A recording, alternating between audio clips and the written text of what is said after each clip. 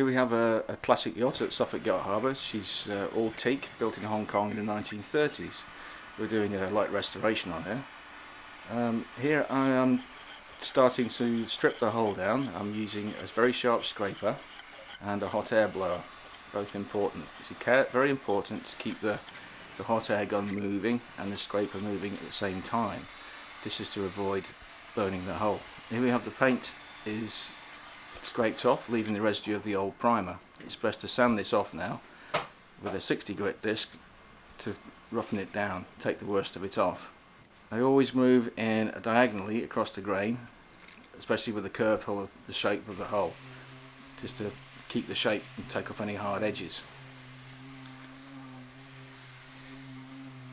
If you keep the sander moving, it avoids getting scallops in the hull. When they clog up, it's time to remove it and change it and get a new one. It's important as well to wear a dust mask.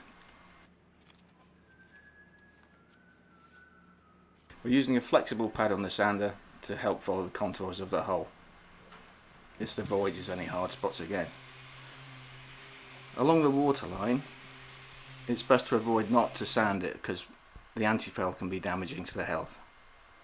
If you don't keep the sander flat on the surface, it can leave you with scallops like that with the edge of the sander. It's best to keep it flat and go over it.